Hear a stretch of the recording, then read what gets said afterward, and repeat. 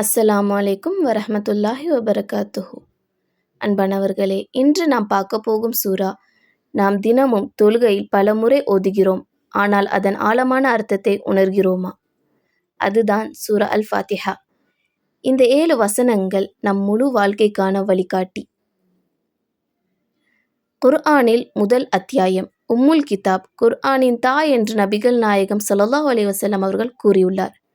ஒரு ஹதீஸில் ஒரு தோழர் சூரா அல் ஃபாத்திஹா ஓதி ஒரு நோயாளியை குணப்படுத்தினார். இந்த ஹதீஸ் பதிவு செய்யப்பட்டுள்ளது சஹி அல் புகாரி. இதனால் சூரா ஃபாத்திஹா ஒரு ஆத்மீக மருந்து, ஸ்பிரிச்சுவல் ஹீலிங் என்று சொல்லப்படுகிறது. சரி, நாம் சூரா ஃபாத்திஹாவின் அர்த்தத்தை ஆழமாக புரிந்து கொள்ள முயற்சிப்போம். பிஸ்மில்லாஹிர் ரஹ்மானிர் ரஹீம். அல்ஹம்துலில்லாஹி ரப்பில் ஆலமீன். அர்-ரஹ்மானிர் ரஹீம். மாலிகி யௌமித்தீன். இய்யாக நஅ்புது வ இய்யாக நஸ்தஈன். இஹ்தினஸ் ஸிராத்தல் முஸ்தகீம். ஸிராத்தல் லதீன அன்அம்த அலைஹிம் கய்ரில் மக்லூபி அலைஹிம் வலல்லாலீன்.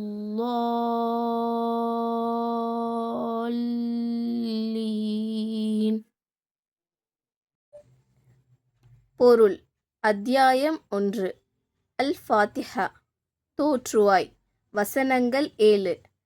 அனைத்து புகழும் அகிலத்தாரின் இறைவனாகிய அல்லாஹுக்கே உரியது. All praises is due to Allah, Lord of the world. அவன் அளவற்ற அருளாளன், நிகரற்ற அன்புடையோன். The most gracious, the most merciful. அவன் தீர்ப்பு நாளின் அதிபதி. The master of the day of judgment. அல்லாஹுவே, உன்னையே நாங்கள் வணங்குகிறோம், உன்னிடமே நாங்கள் உதவி தேடுகிறோம். You alone we worship and you alone we ask for help. எங்களை நீ நேர்வழியில் நடத்துவாயாக. Guide us to the straight path. எவர்களின் மீது நீ அருள் புரிந்தாயோ அத்தகையோரின் வழியில் நடத்துவாயாக. The path of those upon whom you have bestowed favor.